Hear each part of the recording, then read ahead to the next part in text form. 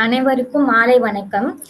என்னோட பேர் வந்து கீர்த்திகா. நான் சேவாலய HR டிபார்ட்மெண்ட்லேருந்து ஒர்க் பண்ணிட்டு இருக்கேன். ஸோ இன்னைக்கு வந்து எனக்கு இந்த புக் ரிவ்யூ ஆப்பர்ச்சுனிட்டி கொடுத்த மேனேஜ்மெண்ட் அண்ட் வேல்யூ எஜுகேஷன் டீமுக்கு நான் தேங்க் பண்ணிக்கிறேன். And before getting into the book ரிவ்யூக்காக சேவாலயா அண்ட் மேனேஜ்மெண்ட் வந்து நிறைய இனிஷியேட்டிவ் எடுத்துட்டு இருக்காங்க. ஸோ அதில் ஒன்று வந்து புக் ரிவ்யூ அண்ட் இன்னொன்று பார்த்தீங்கன்னா எல்லா சென்டர்ஸ்லையுமே வந்து நம்மளுக்கு லைப்ரரிஸுமே செட் பண்ணியிருக்காங்க. ஸோ அதில் இருக்க புக்ஸ்லுமே நீங்கள் எடுத்து படிச்சுட்டு அதை திரும்பி வச்சிடலாம். அண்ட் தென் இப்போ ஒரு புது இனிஷியேட்டிவ் என்னன்னு பார்த்தீங்கன்னா பர்த்டே புக்ஸுமே நாங்கள் கொடுத்துட்டு இருக்கோம். அந்த கன்சர்ன் டிபார்ட்மெண்ட் அண்ட் எம்ப்ளாயீஸோட பர்த்டேக்கு வந்து புக்ஸ் கொடுத்துட்டு இருக்கோம். அந்த புக்ஸையும் படித்து பயன்பெறணும் அப்படின்னு சொல்லி ஒரு ரெக்வஸ்ட்டாக இங்கே வச்சுக்கிறேன். ஏன்னா அந்த புக்ஸ்லாம் வந்து நம்மளுக்கு ஏதோ டொனேஷன்ஸ் அந்த மாதிரி வரது கிடையாது. அந்த மேனேஜ்மெண்ட் அதுக்குன்னு ஒரு காஸ்ட் ஸ்பெண்ட் பண்ணி அதை எம்ப்ளாயீஸ் கொடுத்தா அவங்களுக்கு ஏதோ ஒரு செல்ஃப் இம்ப்ரூவ்மெண்ட்டோ இல்லை வாழ்க்கையில் ஒரு மாற்றமோ வரும் அந்த புக்கை படித்தா அப்படின்றதுக்காக ப்ரொவைட் பண்ணுறாங்க. அதனால அதை யூட்டிலைஸ் பண்ணி படிக்கணும் அப்படின்னு ஒரு சின்ன ரெக்வஸ்டோட ஸ்டார்ட் பண்ணிக்கிறேன். பாமரனின் பகவத்கீதை அத்தியாயம் வந்து 16 to 17 என்னோட அத்தியாயம். பகுதிகள் வந்து 97 to 100 அது எனக்கு கொடுத்த அத்தியாயம் அண்ட் பகுதிகள்.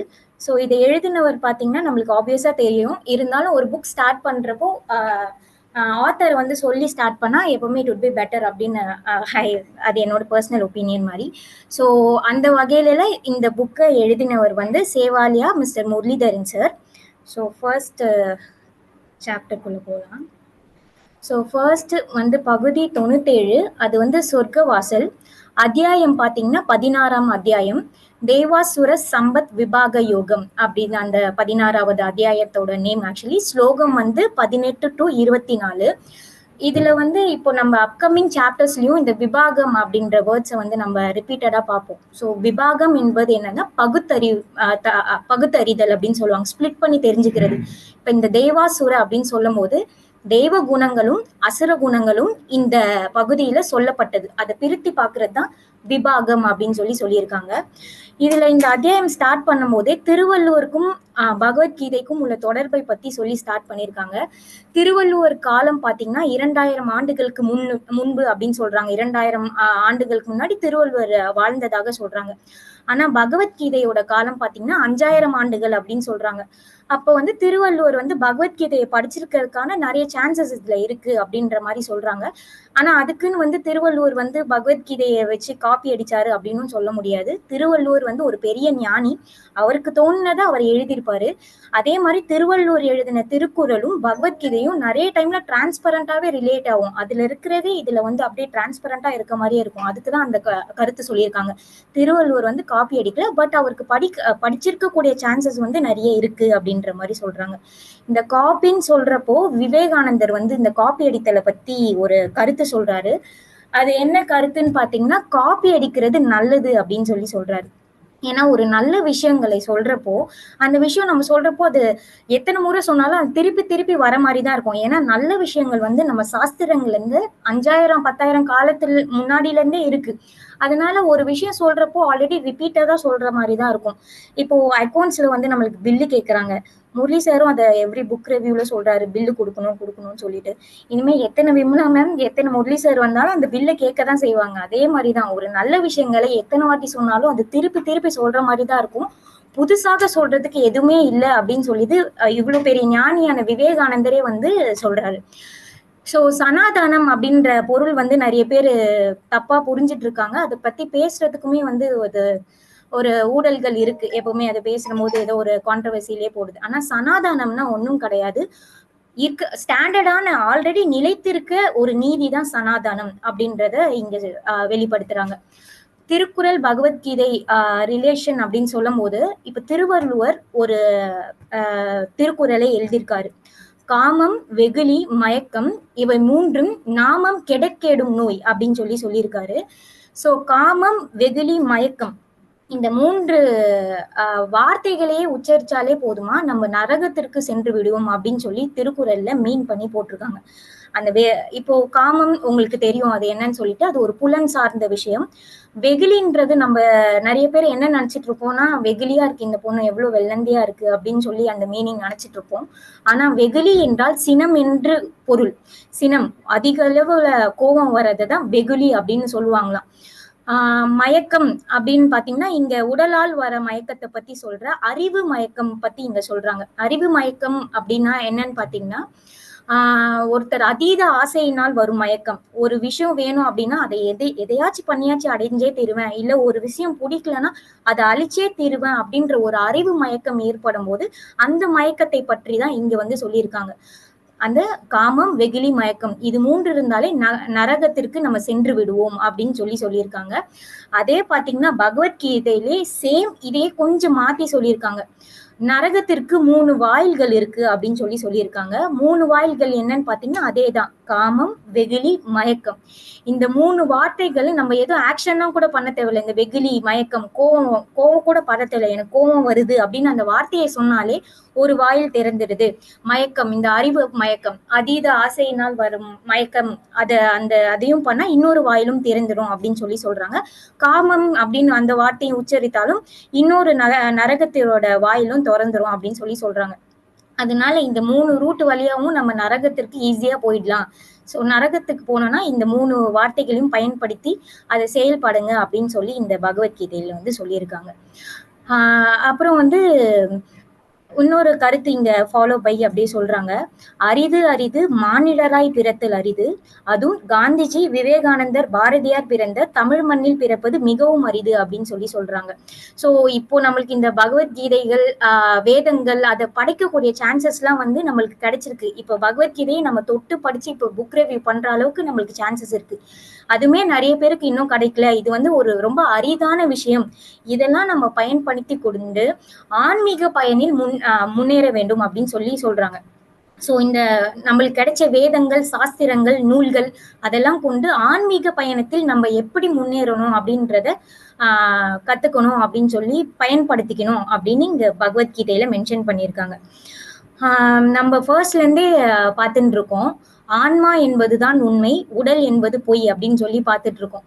சோ உடல் வந்து எப்பவுமே இருக்காது ஒரு கட்டத்துல. ஆனா ஆன்மா வந்து பிறவி விட்டு பிறவி வந்து சென்று கொண்டே இருக்கும் அப்படின்றத மென்ஷன் பண்றாங்க.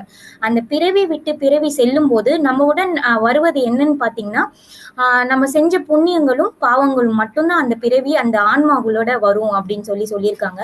அதுக்கு ஒரு புரந்தர தாசரோட பாடல் ஒண்ணு இருக்கு. மஞ்ச பாரது மடடி பாரலு அப்படின்னு ஒரு பாடல் இருக்கு. அதுல வந்து நம்ம படுக்கக்கூடிய மெத்தையோ, நம்ம வாழ்ற வீடோ, இல்ல காசோ, பேங்க் அக்கௌண்ட்டோ எதுவுமே வந்து நம்ம கூட வரப்போறது இல்ல. நம்ம செஞ்ச பாவ காரியங்களும் புண்ணியங்களுமே நம்ம ஆன்மா கூட ஒரு பிறவி விட்டு பிறவி தாவும் அப்படின்னு சொல்லியிருக்காங்க. இதுல வந்து ஆத்தர் வந்து நம்ம பிறவிய ஒரு ரயில் பயணம் போல ஒரு கம்பேர் பண்றாரு. ஸோ ஒரு ரயில் பாத்தீங்கன்னா அது டெஸ்டினேஷனை நோக்கி போயிட்டே தான் இருக்கும். ஸோ சில ஸ்டேஷன்ல சில பேர் இறங்குவாங்க, சில பேர் ஏறுவாங்க.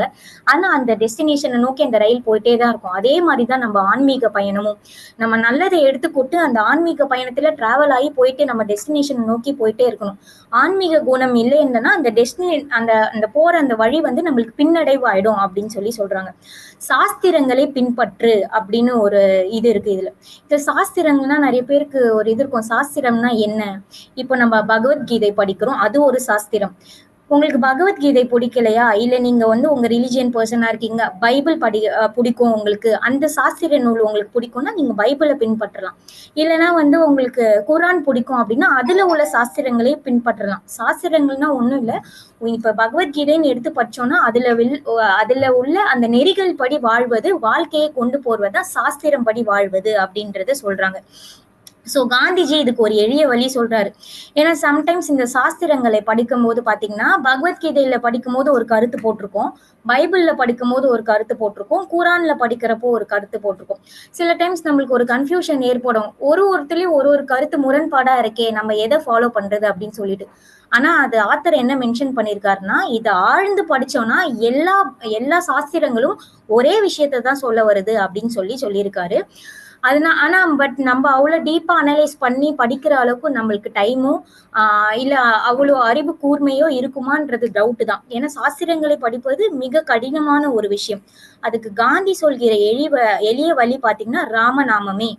உங்களுக்கு என்ன பிடிக்குமோ அந்த ஜபத்தை உங்க வாயில் கூறுங்கள் அப்படின்னு சொல்லி சொல்றாரு. ராமநாமமோ இல்ல வந்து உங்களுக்கு கிருஷ்ணர் பிடிக்கும்னா கிருஷ்ணரோட நாமமோ இல்லைன்னா உங்களுக்கு ரிலிஜனுக்கு ஏத்த மாதிரி உங்களுக்கு இயேசு நாமமோ அல்லா நாமமோ சொல்லி காந்தியடிகள் சொல்லும் சாரத்தை புரிந்து கொள்ளு அதை வகுத்து வாழ வேண்டும் அப்படின்னு தான் இந்த கருத்தை வந்து சொல்றாங்க. அப்புறம் காந்தியடிகள் பாத்தீங்கன்னா இந்த இங்கிலீஷ் மெடிசன்ஸ்ல எல்லாம் வந்து ரொம்ப ஈடு கொண்டவர் கிடையாது.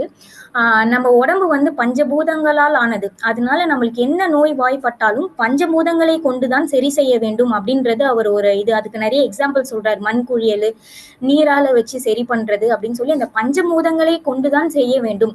ஏன்னா மெடிசன்ஸ் அவர் பிலீஃப் வந்து இப்போ யூஸ் பண்ற இங்கிலீஷ் மெடிசன் ஃபியூச்சர்ல இப்போ வயிற்று வலிக்குன்னு ஒரு மருந்து போட்டோம்னா அது ஃபியூச்சர்ல தலைவலிக்கு வரும். அது அது தலைவலிக்கு சைடு எஃபெக்ட் ஆகும். ஆனா இதனாலதான் அது வந்திருக்குன்னே நம்மளுக்கு கண்டுபிடிக்க முடியாது. அதனால பஞ்சபூதங்களை கொண்டு நம் உடலை சரி செய்ய வேண்டும் அப்படின்னு சொல்லிக்கிறார். அப்புறம் அவர் வந்து அதை விட பெரிய ஒரு இயற்கை மருத்துவம் இல்லைன்னா சர்வரோக நிவாரணி ஒண்ணு என்கிட்ட இருக்கு அப்படின்னு சொல்லி சொல்றாரு. அது என்னன்னா ராமநாமமே அப்படின்னு சொல்றாரு. மனராம நாமத்திலேயே தோய்ந்திருக்க வேண்டும் அப்படின்ற கருத்தையும் நீங்க சொல்றாரு.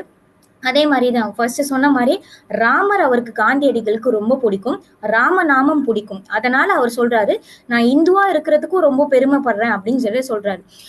சோ காந்தி சொல்லும் சாரத்தை புரிந்து கொண்டு ராமநாமம் இல்லைனாலும் நான் சொன்ன மாதிரி உங்களுக்கு பைபிள் நாமமோ இல்ல அல்லா நாமமோ அதை கொண்டு சாஸ்திரம் படி வாழ்வதே சிறந்த வாழ்வு, அது சொர்க்க வாசலுக்கான முறை அப்படின்னு சொல்லி சொல்றாரு. சாஸ்திர நூல் என்பது சொர்க்கத்துக்கான வழி. அதனால சாஸ்திர நூலை படித்து சொர்க்கத்துக்கு முன்னேறுங்கள். ஆன்மீக பயணி இதுவை வளர்த்து கொண்டீங்கன்னா இந்த காமம், வெகுளி, மயக்கம் இந்த இந்த ஞாபகமே உங்களுக்கு வராது அப்படின்றத இங்க சொல்லி முடிக்கிறாங்க.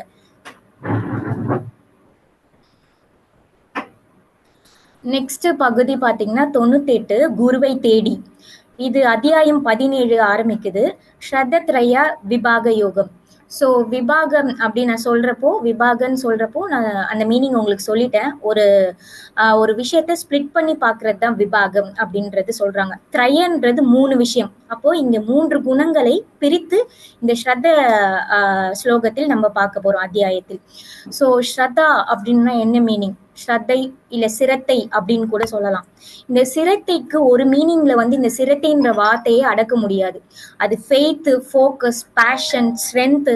ஸோ ஒரு ஒர்க் எடுத்தா அதை நான் முடிச்சே தீருவேன் அப்படின்ற ஒரு குறிக்கோளோட பண்ற ஒர்க்ஸை தான் நம்ம ஸ்ரத்தை அப்படின்னு சொல்லி சொல்லுவோம். ஸோ இதுக்கு முன்னாடி நம்ம பார்த்த அத்தியாயங்கள் எல்லாம் கருமமே கண்ணாயினார் அப்படின்னு சொல்லி பார்த்திருப்போம்.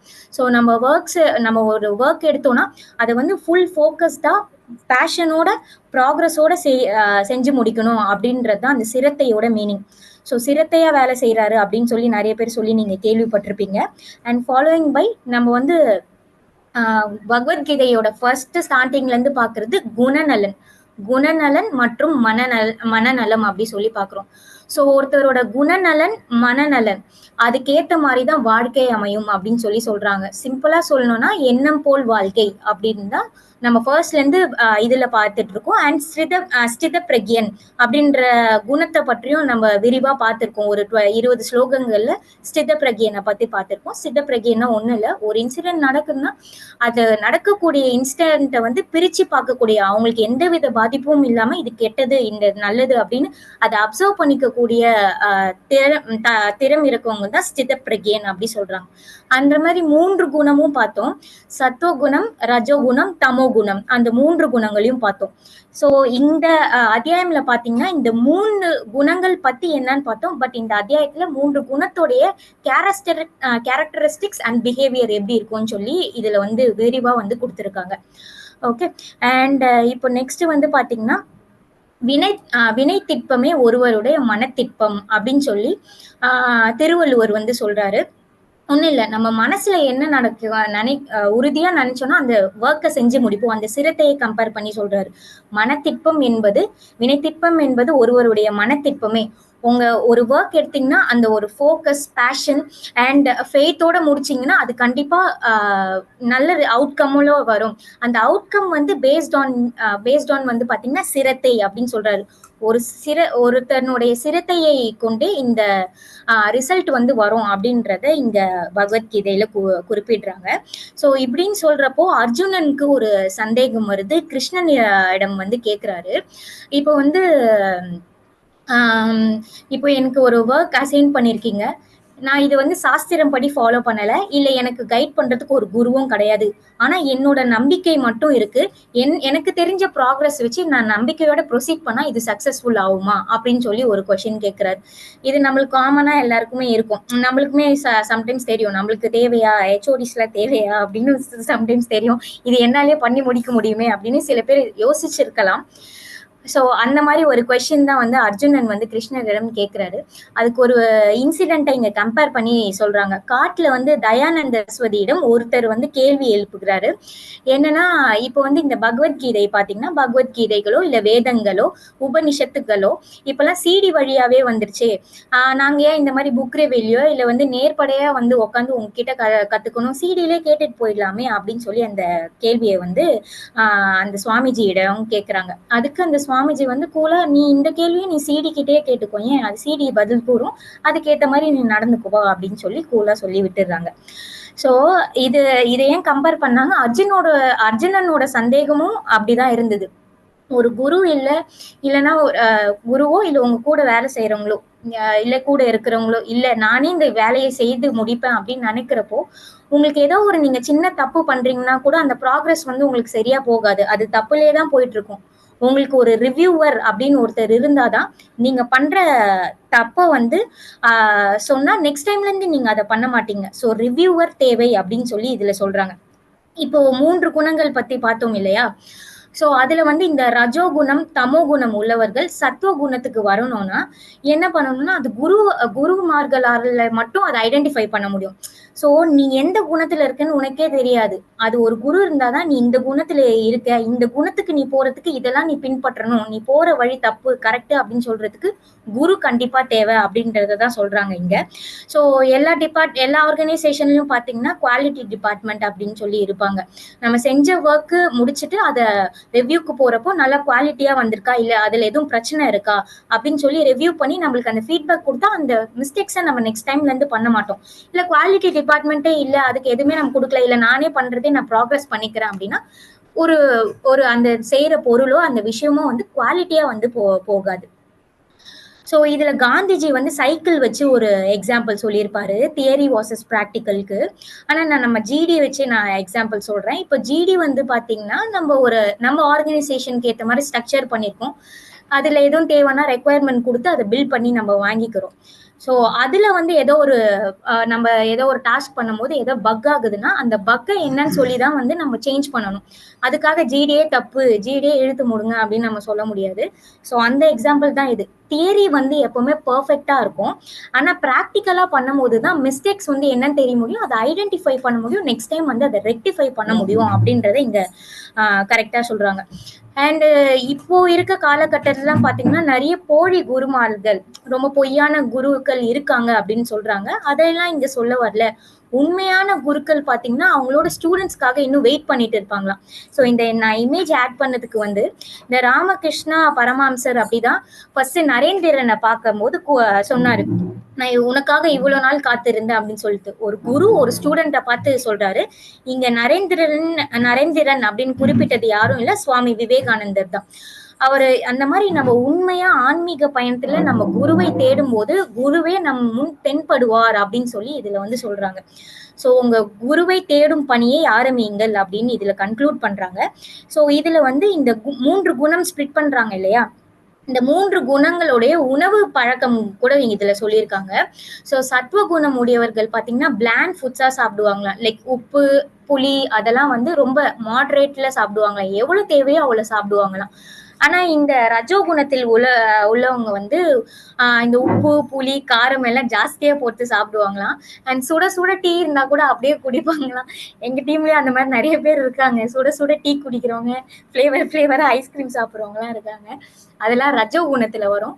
தமோ குணம் பாத்தீங்கன்னா இந்த கெட்டு போவ இருக்க உணவுகள், கீழே போடுற உணவுகள் அதெல்லாம் விரும்பி சாப்பிடுறவங்க தமோ குணம் அப்படின்னு சொல்லி இதுல சொல்லியிருக்காங்க. இந்த மாதிரி இந்த 3 குணங்களையும் முதல்ல இருந்தே பார்த்துட்டு வரும்போது அவங்க கேரக்டரிஸ்டிக் அண்ட் அவங்க சாப்பிடுற விதம் கூட பிரிக்க முடியும். சோ அந்த மாதிரி அவர் குரு குரு தேவையா இல்ல சாஸ்திரங்கள் தேவையா அப்படின்னு கேட்கிறப்போ இந்த மாதிரி மூணு இந்த மாதிரி ஸ்பிளிட் பண்ணி பார்த்தா இந்த குணங்கள் உடையவன் தான் அந்த குணத்துல இருக்கோனே நம்மளுக்கு தெரியாது. அதை ஐடென்டிஃபை பண்றதுக்கு ஒரு குணம் தேவை, ஒரு குரு தேவை அப்படின்னு சொல்லி சொல்றாங்க. அண்ட் இந்த சாஸ்திரம் படி பின்பற்றுறதுக்கு வந்து அந்த தியரி வாசஸ் பிராக்டிக்கலோட எக்ஸாம்பிள் சொன்னாங்க. ஸோ சாஸ்திரம் வந்து சம்டைம்ஸ் நம்ம புரியலன்னா தான் வந்து சாஸ்திரமே தப்பு அப்படின்னு சொல்லுவோமா. அந்த சாஸ்திரத்தை விளக்க தான் நம்மளுக்கு குருக்கள் இருக்காங்க. அதுதான் அந்த தியரி வாசஸ் பிராக்டிக்கல் எக்ஸாம்பிள் வந்து உங்களுக்கு சொன்னது. இதோட இந்த குருவை தேடுங்கள் அப்படின்னு சொல்லி இந்த அத்தியாயத்தை முடிக்கிறாங்க. நெக்ஸ்ட் அத்தியாயம் 17. அதே அத்தியாயம் தான், அதே யோகம் தான், ஸ்ரத்தத்ரய விபாக யோகம். இது வந்து ஆன்மீக முன்னேற்றம், ஆன்மீகத்தில் எப்படி முன்னேறுவது அப்படின்னு சொல்லி நம்ம இதுவுமே பகவத்கீதை எல்லா ஸ்லோகம் அத்தியாயங்களையும் நம்ம பார்த்துட்டு வரோம். அதுக்கு ஒரு முக்கியமான கீ பாயிண்ட் என்ன சொல்றாங்கன்னா மன தூய்மை. மன தூய்மை இருந்தாலே ஆன்மீகத்தில் முன்னேறலாம் அப்படின்னு சொல்லி சொல்றாங்க. அப்புறம் வந்து தவம் செய்ய வேண்டும், ஆன்மீக முன்னேற்றத்திற்கு தவம் செய்ய வேண்டும் அப்படின்னு சொல்றாங்க. தவம்னா நீங்க பெருசா நினைச்சுக்க வேணாம். ரொம்ப சில பேர் இந்த சாப்பிடாம இல்ல வந்து ரொம்ப பல காலங்கள் வந்து கண்மூடி தவம் இருக்கிறது அப்படி இல்ல. தவம்ன்றது சிம்பிளா பூஜைன்று எடுத்துக்கலாம். நம்ம டே டு டே பண்ற பூஜைக்கே வந்து சில நெறிகள் முறைகள் இருக்கு அப்படின்னு சொல்லி சொல்றாங்க. அந்த பூஜை பண்றதுனால நம்ம அதுல எதுவும் பலன் எதிர்பார்க்கிறோமா இல்ல அந்த பூஜையை எப்படி பண்றோம் அப்படின்னும் இந்த விபாகத்துல வந்து ஸ்பிளிட் பண்றாங்க. சோ பூஜை ஃபர்ஸ்ட் வந்து சத்துவ குணம் உடையவர்கள் எப்படி பூஜை பண்ணுவாங்கன்னா, ஒரு பூஜைக்கு இப்படிதான் வரையறுக்கப்பட்டுள்ளது இல்ல அப்படிதான் ஒரு ரூல்ஸ் ஸ்டாண்டர்டா இருக்குன்னா அதை ஃபாலோ பண்ணி அந்த பூஜையை நடத்துவாங்க. ஆனா அந்த பூஜையில இருந்து அவங்க எதுவும் எக்ஸ்பெக்ட் பண்ண மாட்டாங்க, அவங்க பலனை எதிர்பார்க்க மாட்டாங்க. இந்த பூஜை வந்து பண்றதுனால எனக்கு இது கிடைச்சிடணும் அது கிடைச்சிடணும்னு நினைச்சு பண்ண மாட்டாங்க. அது சத்துவ குணம் உடையவர்கள். சோ சத்துவ குணம் உடையவர்கள் இந்த மாதிரி பூஜை பண்ணுவாங்க. அண்ட் ரஜோகுணம் உடையவர்கள் என்ன பண்ணுவாங்கன்னு பாத்தீங்கன்னா நெறிகளை எல்லாம் ஃபாலோ பண்ணுவாங்க. இதுக்குன்னு ஒரு ஸ்டாண்டர்ட் ப்ரொசீஜர் இருக்கு இந்த பூஜைக்கு அப்படின்னா அதை ஃபாலோ பண்ணுவாங்க. ஆனா வந்து ஒரு எதிர்பார்ப்பாங்க. ஸோ ஒரு ஃபெமிலாரிட்டியோ அது மூலியமா ஒரு பேனர் அடிச்சு பண்றது, இல்லைன்னா நான் சாப்பாடு போட்டவன் எனக்கு நன்றியோட இருக்கணும், என்னை பாக்குறப்போ கும்பிடணும், இல்லை எனக்கு வேணும்ன்றப்போ அவன் எனக்கு ஹெல்ப் பண்ணணும் அப்படின்னு சொல்லிட்டு நினைக்கிறவங்க இந்த ரஜோ குணத்துல வருவாங்க. தமோ குணம் வந்து இந்த ரூல்ஸும் ஃபாலோ பண்ண மாட்டாங்க, எதுவுமே பண்ண மாட்டாங்க. அந்த நெறிமுறைகளே அவங்களுக்கு தெரியாது, சாஸ்திரம் படி இல்லாம கண்ணா பின்னான்னு இருக்கவங்க தமோ குணத்துல வந்து சேருவாங்க. சோ அவங்க வந்து ஃபுல்லாவே எதிர்பார்ப்பு மட்டும்தான் பண்ணுவாங்க, கொடுக்கறது எதுவும் கொடுக்க மாட்டாங்க இந்த தமோ குணத்தில் இருக்கிறவங்க. அப்புறம் இங்க உடல் தவம் அப்படின்னு சொல்லி சொல்றாங்க. தவம்னா பூஜைன்றத ஞாபகம் வச்சுக்கோங்க. இங்க உடல் தவம் அப்படி சொல்றாங்க. உடல் தவம்னா என்ன? நம் உடலை சுத்தமாக வைத்துக் கொள்வது, டெய்லி பல்லு வலுக்கணும், குளிக்கணும், அதெல்லாம் உடல் தவம். சுற்றுப்புற தூய்மை அப்படின்னு சொல்லும் போது நம்ம சுத்தி இருக்கிற இடங்களையுமே நம்ம கிளீனா தான் வச்சுக்கணும். ஒரு தண்ணியில போய் குப்பையை கொட்டுறது, இல்ல ஏர் பொல்யூஷன், அதெல்லாம் எல்லாருமே பண்ணா திருப்பி அந்த தண்ணி நம்ம தான் கொடுப்போம், நம்ம அந்த காற்றை நம்ம தான் சுவாசிக்க போறோம். அதனால சுற்றுப்புற தூய்மை இருந்தால் உடலும் தூய்மையாக இருக்கும் அப்படின்னு சொல்லி இதுல சொல்லியிருக்காங்க. பிரம்மச்சாரியம் பிரம்மச்சாரியம் அப்படி சொல்லிட்டு சொல்லியிருக்காங்க. தெரியும், பிரம்மச்சாரியம்னா காம இச்சை இல்லாத ஒருத்தனாக இருக்கணும் அப்படின்னு சொல்லி சொல்றாங்க. இதுக்கு நடிகர் சோ இருப்பாரு இல்லையா, அவர் வந்து ஒரு கமெண்ட் சொல்லியிருக்காரு. இந்த பிரம்மச்சாரியம் எப்படி பேர் வந்துச்சுன்னா, இந்த ஒரு மனுஷனுக்கு காமமே இல்லாம இருப்பானா அப்படின்னு பிரம்மனே ஆச்சரியப்பட்டாராம். அதான் பிரம்மச்சாரியம் அப்படின்னு சொல்லி சொல்றாங்க. அப்படின்னு ஒரு கருத்து அவர் சொல்லியிருக்காரு. ஆனா இந்த ஆன்மீக முன்னேற்றத்துல நம்மளுக்கு வந்து உடல், சுற்றுப்புறம், பிரம்மச்சரியம் இது மூணும் இருந்தால் ஆன்மீகம் முன்னேற்றம் அடையலாம் அப்படின்னு சொல்லி அதுல போட்டிருக்கு. வாக்கினால் செய்யக்கூடிய தவம் அப்படின்னா, வாக்கினால்னா நம்ம பேசுறப்போ ஒருத்தவங்கள ஹர்ட் பண்ணியோ இல்ல வார்த்தையை கடுமையா பேசியோ அதை அவங்க கிட்ட பேசக்கூடாது. இப்போ ஒருத்தவங்க தப்பு பண்ணிட்டாங்க இல்ல ஒர்க்லயே தப்பு பண்ணிட்டாங்கன்னா கண்டிப்பா இல்ல அவங்களுக்கு ஹர்ட் ஆகும் சொல்லக்கூடாது அப்படின்னு நான் சொல்லல. கண்டிப்பா அவங்க ஏதாவது தப்பு பண்ணா அவங்க கிட்ட சொல்லணும், இந்த மாதிரி ப்ராக்ரஸ்ல தப்பா போயிட்டு இருக்கு, நீங்க பண்ணணும் அப்படின்னு நம்ம ஒரு ரிவ்யூ பார்க்கணும். ஆனா அது பேசுறப்போயே அந்த என்ன மாதிரியான வார்த்தைகள் யூஸ் பண்றோம் அப்படின்றத கவனமா இருக்கணும். அவங்களுக்கு புண்படாதவாறு பேசணும், அவங்களுக்கு புரியணும் நம்ம என்ன சொல்ல வரணும்ன்றத இந்த வாக்கினால் செய்யக்கூடிய தவத்துல இன்ஃபார்ம் பண்றாங்க, சொல்றாங்க. மனதால் செய்யக்கூடிய தவம் அப்படின்னு பாத்தீங்கன்னா மனசை வந்து கிளியரா வச்சுக்கணும். மனதால் கூட யாருக்கும் எதுவும் நினைக்க கூடாது. மனசுல வந்து நல்ல எண்ணங்களை வந்து விதைக்கணும் அப்படின்னு சொல்லியிருக்காங்க. ஒரு மனசுல சந்தோஷம் இருந்தாலே அது நம்ம முகத்திலே தெரியும். நம்ம கூட இருக்கவங்களுமே வந்து ரொம்ப சந்தோஷமா இருப்பாங்க. அந்த மாதிரி மனதால் சந்தோஷமா இருக்கிறவங்க வந்து கூட இருக்கவங்களையும் சேர்த்து சந்தோஷமா வச்சிருப்பாங்க அப்படின்னு இந்த மனதால் செய்யக்கூடிய தவத்துல சொல்லியிருக்காங்க. ஸோ ஆன்மீக முன்னேற்றம் அடைவதற்கு வந்து எந்த எதிர்பார்ப்பும் இல்லாமல் உடல் தவம், சுற்றுப்புற தூய்மை, இந்த பிரம்மச்சாரியமை கடைபிடிச்சால் ஆன்மீகத்தில் முன்னேறி கொண்டே செல்லலாம் அப்படின்னு சொல்லி இந்த ஸ்லோகத்துல உங்களுக்கு சொல்லியிருக்காங்க. நெக்ஸ்ட் இந்த ஸ்லோகம் படிக்கும்போது எனக்கு ரொம்ப பிடிச்சிருந்தது. இது வந்து பாத்தீங்கன்னா சாத்விக தானம் அப்படின்னு சொல்றாங்க. அத்தியாயம் 17 ஸ்ரத்தத்ரயா விபாக யோகம், ஸ்லோகம் 20 to 28. ஸோ இதுல ஆத்தர் வந்து ஆர்ட் ஆஃப் கிவிங் அப்படின்னு சொல்லி ஒரு புக் படிச்சிருக்காரு. அதுல ஒரு சென்டென்ஸ் வந்து ரொம்ப பிடிச்சிருக்கு. அந்த புக்ல அவர் படிச்சதுலயே அவருக்கு ரொம்ப பிடிச்ச இந்த விஷயம், ஐ give because I have a need to give அப்படின்னு சொல்லியிருக்காங்க. நான் கொடுக்குறேன் ஏன்னா எனக்கு கொடுக்கணும்ன்ற தேவை இருக்கனாலதான் நான் கொடுக்குறேன் அப்படின்னு சொல்றாங்க. இப்போ ஒரு ஏழையை பாக்குறீங்க, அவனுக்கு ட்ரெஸ் இல்ல, சாப்பாடு இல்ல, துணி இல்ல, அதனால நான் கொடுக்குறேன்ற இது கிடையாது. எனக்கு கொடுக்க வேண்டிய தேவை இருப்பதனால் தான் நான் கொடுக்கிறேன் என்ற எண்ணம் வரணும் அப்படின்ற இந்த I give because I have a need to கிவ்ன்ற மீனிங். இதுக்கு விவேகானந்தர் வந்து ஒரு கருத்து சொல்றாரு. நம்ம இப்போ வந்து ஒருத்தவங்களுக்கு வந்து யாசகம் கொடுக்குறோம் அப்படின்னா அவங்களுக்கு காலை தொட்டு கும்பிடணுமா. எனக்கு எனக்கு வந்து நீ வாய்ப்பளிச்சிருக்க, உனக்கு கொடுக்கறதுக்கு எனக்கு நீ வாய்ப்பளிச்சிருக்கன்னு நம்ம எண்ணத்துல வந்து கொண்டு வந்து அவங்கள காலை தொட்டு கும்பிட்டு அதை நம்ம பணிவா கொடுக்கணுமா. அதை வந்து ஒரு தரித்திர நாராயணன் அப்படின்னு சொல்லி அந்த பேரை வந்து அவர் சொல்றாரு. அப்புறம் வந்து சாத்வ குணம் உடையவர்கள் அப்படிதானா. இந்த குணங்கள் பிரிச்சு நம்ம பார்த்துட்டு இருக்கோம் இல்லையா, அதுல சாத்வ குணம் இருக்கவங்க அப்படிதான், சத்வ குணம் இருக்கவங்க ஒருத்தவங்களுக்கு கொடுக்கறப்போ எந்த எதிர்பார்ப்பும் இல்லாம வந்து கொடுப்பாங்களாம். நான் கொடுக்குறேன் அப்படின்ற அந்த ஒரு ஆணவமோ இல்ல பெருமையோ இல்லாம அவங்கள காலை தொட்டு வணங்கி கும்பிட்டு கொடுப்பாங்களாம். நம்ம சாஸ்திரங்களும் அப்படிதான். இந்த பூஜைகள் இல்ல ஒரு கோவில் கூட்டத்துல சாப்பாடு போறப்பயோ இல்ல ஒரு ஒரு ஒரு நல்ல காரியம் வீட்டுல நடக்கிறப்போ ஏதோ ஒரு பொருள் கொடுக்குறாங்கன்னா அவங்க காலில் விழுந்து தொட்டு கும்பிட்டு அந்த பொருளை வந்து கொடுப்பாங்களாம். எனக்கு நீ வந்து கொடுக்கறதுக்கு ஒரு வாய்ப்பு கொடுத்துருக்க, அதுக்கு நன்றி அப்படின்னு சொல்லி கொடுத்து இங்க கொடுப்பாங்களாம். இப்போ இதுல வந்து ஒரு ஸ்டோரி வந்து சார் வந்து எழுதியிருக்காரு. என்னன்னு பாத்தீங்கன்னா ரிலேட்டட் டு டோனர் தான். ஒரு டோனர் வந்து சேவாலயாக்கு வந்திருக்காரு. அப்ப வந்து ஒரு 5000 ரூபாய் நன்கொடை கொடுக்கறதா வந்து கமிட் பண்ணிருக்காரு. அது வந்து நீங்க எப்படி விளம்பரம் பண்ணுவீங்க அப்படி சொல்லி கேட்டிருக்காரு முரளி சார் கிட்ட. முரளி சாருக்கு வந்து விளம்பரம்னோன்னா ஒரு நிமிஷம் தயங்கிட்டு, நீங்க இந்த கொடுத்த அமௌண்ட்டுக்கு நாங்க ரிசிப்ட் உங்களுக்கு கொடுப்போம், இல்ல ஸ்பெசிபிக்கா இது வந்து நீங்க ஸ்கூல்ல தான் யூஸ் பண்ணணும், மெடிக்கலுக்கு தான் யூஸ் பண்ணணும், இல்ல ஹாஸ்டலுக்கோ இல்ல கோஷாலாக்கு யூஸ் பண்ணணும் அப்படின்னா அதுக்கு நாங்க யூஸ் பண்ணுவோம், இல்ல அதுவும் சாட்டிஸ்ஃபைடு இல்ல நான் நேரா வந்தே பண்றேன் அப்படின்னாலும் நீங்க வந்து பண்ணலாம் அப்படின்னு சொல்றாராம். அதுக்கு உடனே அந்த டோனர் வந்து எழுந்து போயிட்டாராம். ஸோ அந்த அமௌண்ட் எவ்வளவு சின்ன அமௌண்ட்டோ பெரிய அமௌண்ட்டோ அந்த சின்ன அமௌண்ட் கொடுத்தா கூட அதை வந்து ஒரு பெருசா விளம்பரம் பண்ணும் அப்படின்னு சொல்லிட்டு இந்த காலகட்டத்துல நினைக்கிறாங்க. அண்ட் நம்ம சேவாலயாவுமே நிறைய பாத்தீங்கன்னா இந்த செக் ரிசீவ் பண்றதுக்கு டொனேஷனுக்கு இன்வைட் பண்ணுவாங்க. அது ஒரு பெரிய 5 ஸ்டார் ஹோட்டல்ல வந்து வைப்பாங்க. நிறைய ஆஃபீஸர்ஸ் எல்லாம் கூப்பிட்டு அது ஒரு 5 ஸ்டார் பார்ட்டி வச்சு ஃபுட்ஸ் எல்லாம் வந்து ஹைலைட்டா பண்ணி அதுக்கு செக் கொடுக்கறதுக்கு கூப்பிடுவாங்க. செக் ஒரு 10 to 20K இருக்குன்னு வச்சுக்கோங்களேன். ஆனா அந்த 5 ஸ்டார் ஹோட்டலுக்கோ இந்த இன்வைட் பண்ண ஆளுங்களுக்கோ ஒரு செலவு பண்ணது ஒரு 2 லட்சம் ரூபாய் வந்துடும்.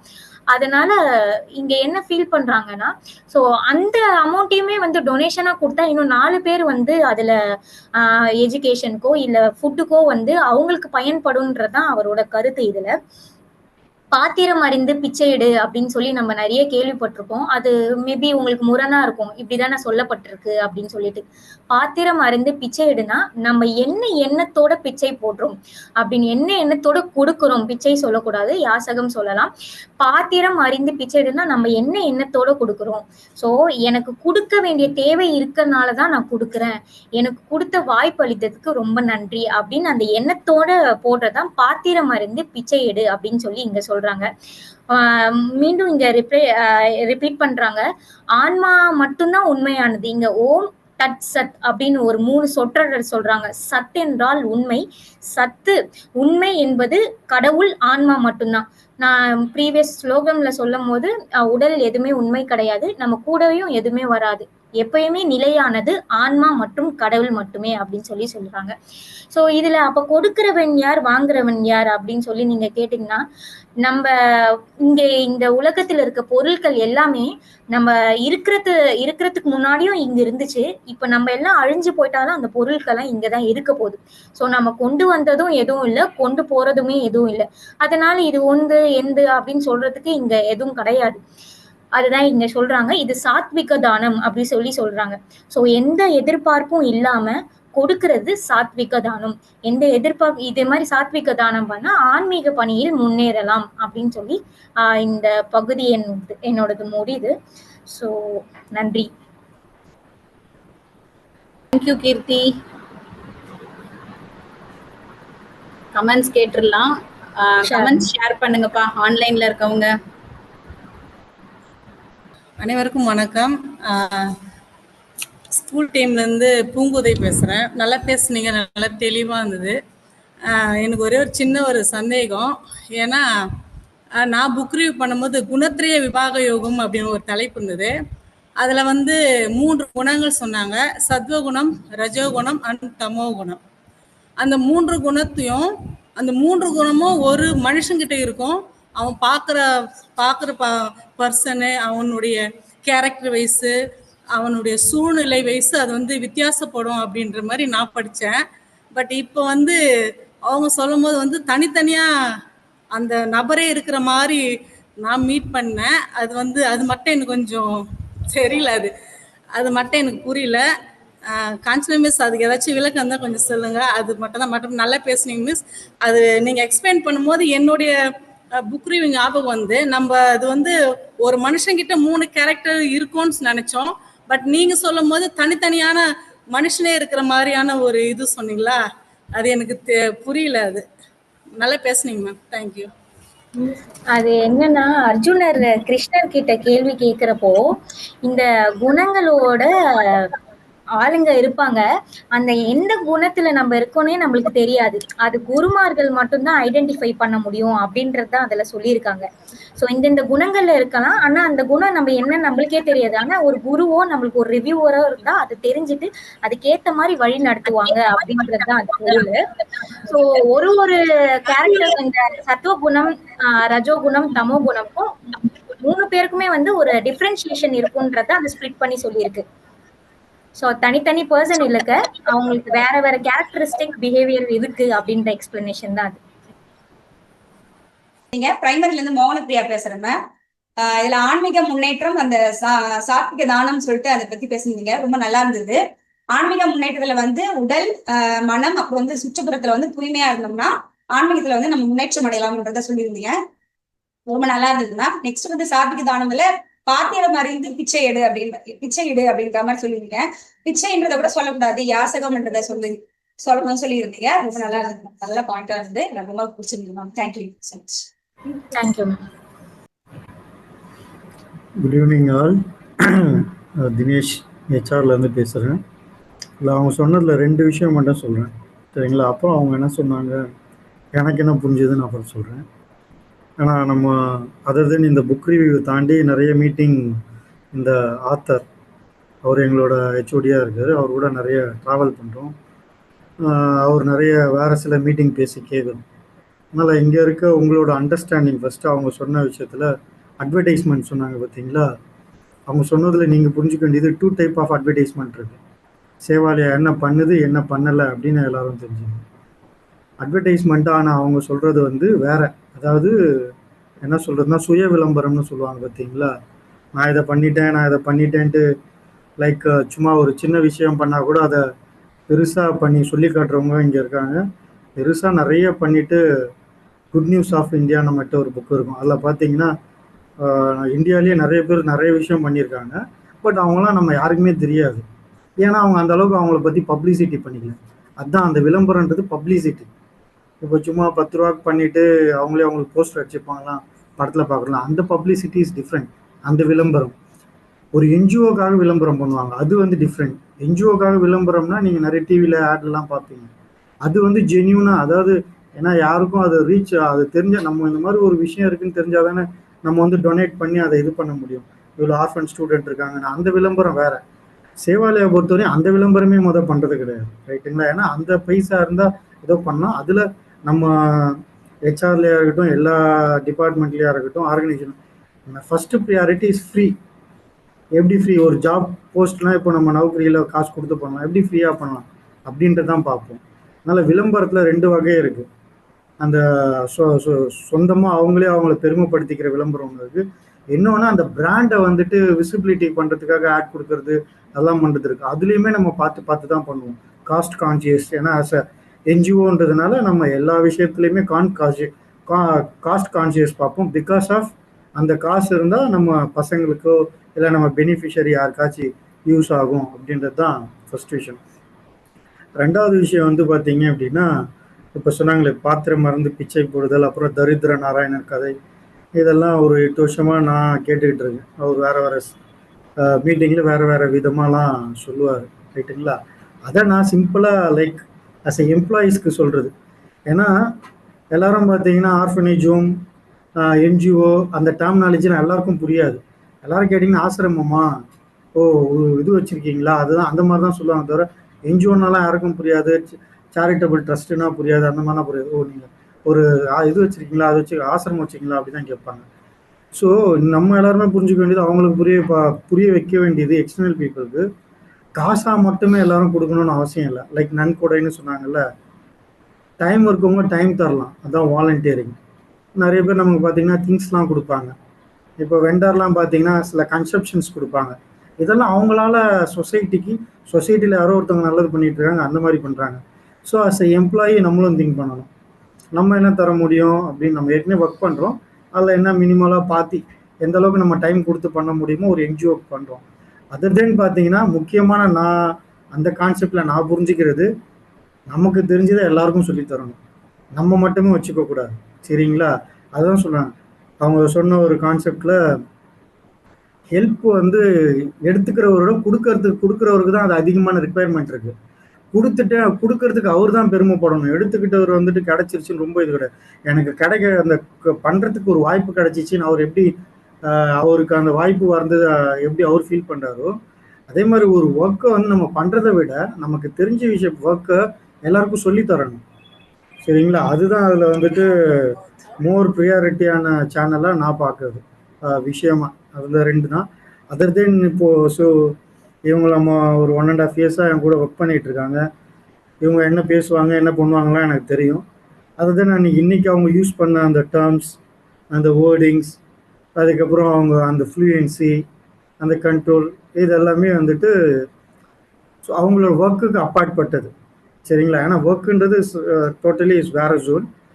அதை மெனக்கிட்டு இதை ஓகே அப்படின்னு பண்ணுற அந்த விஷயம் எல்லாரும் தெரிஞ்சுக்க வேண்டியது, அவங்களையும் அப்ரிஷியேட் பண்ணுறது எந்த ஒரு விஷயமே எப்பயுமே வேஸ்ட்டாக போகாது. அதனால் இன்றைக்கி அவங்க ஏதோ ஒரு விஷயம் பண்ணிட்டாங்க அப்படின்னா அது அவங்களோட ஃப்யூச்சரில் லைஃபுக்கு ரொம்ப நிறைய விஷயம் சப்போர்ட்டாக பண்ணும். இப்போ அவங்க பேசுனதில் நிறைய ஃப்ளூயன்சி, நிறைய நர்வஸ் வெளில போயிருக்கோம், நர்வஸாக இருந்திருப்பாங்க. இது நம்ம எல்லாருக்குமே நடந்தது, இன்றைக்கி அவங்களுக்கு நடக்குது. அதனால் எல்லாரும் இதை நல்லா பண்ணுங்க. அவங்க இன்றைக்கி அதை ரொம்ப நல்லா பண்ணாங்க, நல்லா கண்ட்ரோல் பண்ணாங்க. எல்லாருக்கும் இது ரொம்ப எல்லாமே முக்கியம். இங்கே இருக்கிற எல்லாம் சொல்கிறவங்கள இன்ட்ரடியூஸ் பண்ணும்போது சேவாலயா ஃபேமிலின்னு, அதே மாதிரி நீங்கள் எல்லாருமே சேவாலயா ஃபேமிலின்னு உங்கள் ஃபேமிலிக்குள்ளே நீங்கள் உங்களுக்கு என்ன வருமோ கம்ஃபர்ட்டாக பேசலாம், ஜாலியாக இது பண்ணலாம். அது எங்கன்னா நெகட்டிவ் இருந்துச்சுன்னா யாரோ சில எக்ஸ்பர்ட்ஸ் உங்களுக்கு சுட்டி காட்டுவாங்க. அதை நம்ம சேஞ்ச் பண்ணிவிட்டு ஃப்யூச்சரில் நம்ம பண்ணும்போது நம்மளோட ஒரு நல்ல பிராண்டாக ட்ராவல் பண்ண முடியும். ஐ திங்க் மூவி சார் இல்லாத டைமை நான் பேசிட்டேன்னு நினைக்கிறேன். தேங்க்யூ. தேங்க்யூ தினேஷ். வேற யாராவது சிட்டி ஆஃபீஸ் கமெண்ட்ஸ் இருக்காப்பா? மற்ற டிபார்ட்மெண்ட் யாராவது இருக்காங்களா அங்க?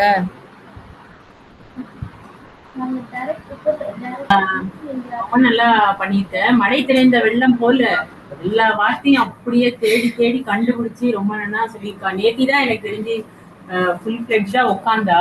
ஆனா இன்னைக்கு ரொம்ப நல்லா பண்ணிட்டு Keerthi. All the best. Thank you ma'am. வேற ஏதாவது சொல்லுங்க.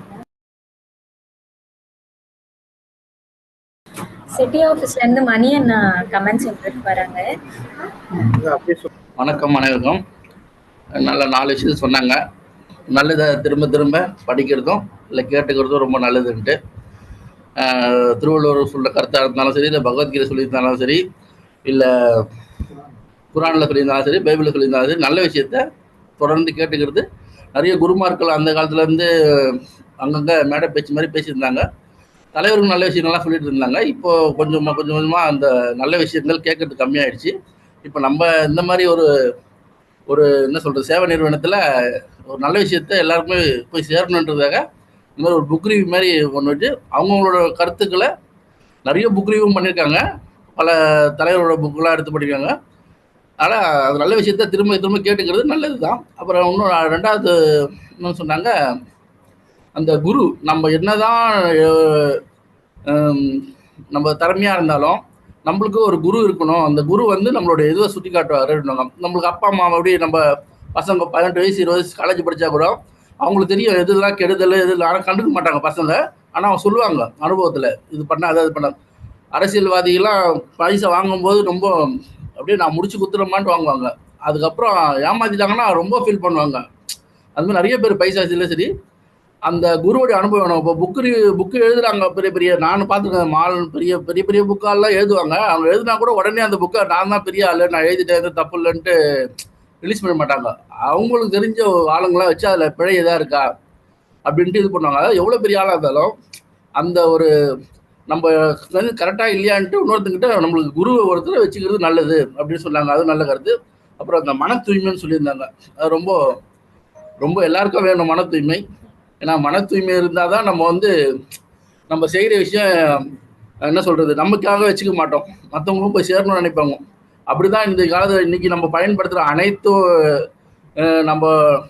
நம்ம சொகுசாக அனுபவிக்கிறதுலேருந்து மற்றவங்க அவங்கவுங்க கண்டுபிடிச்சதோ சரி, இல்லை அவங்க பயன்படுத்துகிற இன்னொருத்தவங்க கருத்துக்களோ சரி, அதை வெளிப்படையாக சொல்லக்கூடியது அந்த மன தூய்மையால் தான். அதனால் எல்லாருக்கும் அந்த மன தூய்மை வேணும். அப்படி இருந்தால் தான் ஒட்டுமொத்த சமூகமும் நம்ம நலமாக வாழ்வோம். மன தூய்மை வந்து உடல் தூய்மைக்கும் அது என்ன சொல்கிறது நல்லது செய்யும். நன்றி. நல்லா சொல்லியிருந்தாங்க, நல்லாவும் பேசுனாங்க. ஆரம்பிச்சதுலேருந்து அவங்க முடிக்கிற வரைக்குமே நல்லா பேசுனாங்க. கருத்து தெளிவாக இருந்தது. நான் நல்லா பேசுனேன். நன்றிம்மா. கமெண்ட் சொல்றீங்களா? Ma'am Harini ma'am. சொல்லுமா. கீர்த்தி ரொம்ப நல்லா சொல்லியிருந்தாங்க. ஆக்சுவலாக அவங்க 2-3 நாளாக படிச்சுட்டு இருப்பப்போ கூட நானும் இருந்தேன். பாயிண்ட்ஸ்லாம் எங்ககிட்ட டிஸ்கஸ் பண்ணும்போது ஸோ அவங்க சொல்லியிருந்த பாயிண்ட்ஸில் எனக்கு அவங்களுக்கு பிடிச்ச பாயிண்ட்டே தான் எனக்கும் பிடிச்சிருந்தது. த ஆர்ட் ஆஃப் கிவிங்ன்றதை சொல்லியிருந்தாங்க. ஸோ அந்த பாயிண்ட் எனக்கு ரொம்ப பிடிச்சிருந்தது. எந்த ஒர்க் எடுத்தாலும் அதை ஸ்ட்ரிக்டாக எடுத்து செய்கிறது, அதை பற்றி சொல்லியிருந்ததெல்லாம் ரொம்ப நல்லா இருந்துச்சு. திருவள்ளுவரோட காலம், பகவத்கீதையோட காலம், அவங்க என்ன சொல்லியிருந்தாங்க, என்னென்னலாம் நம்ம ஃபாலோ பண்ணணும். அந்த ரஜோகுணத்துல சூடா குடிக்கிற கேரக்டர் நான் தான், என்னதான் சொன்னாங்க. ஸோ அந்த விஷயம்லாம், அந்த ஒரு குணம் இருக்கிறவங்க உணவு பழக்கத்துல கூட என்னென்னலாம் இருக்கும் அப்படின்றத ஆத்தர் மென்ஷன் பண்ணியிருந்தது ரொம்ப நல்லா புரிஞ்சுது. ரொம்ப நல்லா பண்ணியிருந்தீங்க. Thank you ma'am. இங்க கமெண்ட்ஸ் அவ்வளவுதான் மேம், வேற யாரும். ஓகே, சிசில இருந்து யாராவது கமெண்ட் ஷேர் பண்றீங்களா? அதர் லொகேஷன்ல இருந்து? ஸோ எல்லாரோட கமெண்ட்ஸும் முடிஞ்சிச்சுன்னு நினைக்கிறேன். ரொம்ப நல்லா இருந்துச்சு கீர்த்தி. நான் எக்ஸ்பெக்ட் பண்ணல, அந்த ஃப்ளோ வந்து கொஞ்சம் கூட டிஸ்டர்ப் ஆகல. ஒரு 1/2 hour அப்படிங்கிறது ஃபுல்லாக பேசினாலும் அதில் எங்கேயுமே வந்து ஒரு இதுவே இல்லாமல், கேப்பே இல்லாமல், ஒரு கம்ப்ளீட்டாக ஒரு பேக்டாக வந்து நாலேஜ் ஷேர் பண்ண மாதிரி இருந்தது. ரொம்ப நல்லா இருந்துச்சு. ஸோ இந்த குவாலிட்டி, இந்த எக்ஸாம்பிள்ஸ் வச்சது, அதுக்கப்புறம் தவம், ஆர்ட் ஆஃப் கிவிங், இதெல்லாம் ஆட் பண்ணி அந்த பேசிக் கான்செப்ட்ஸ் எல்லாம் நல்லா கவர் பண்ணி சொன்னது ரொம்ப நல்லா இருந்துச்சு. வாழ்த்துக்கள். தேங்க்யூம்மா. Ma'am, thank you.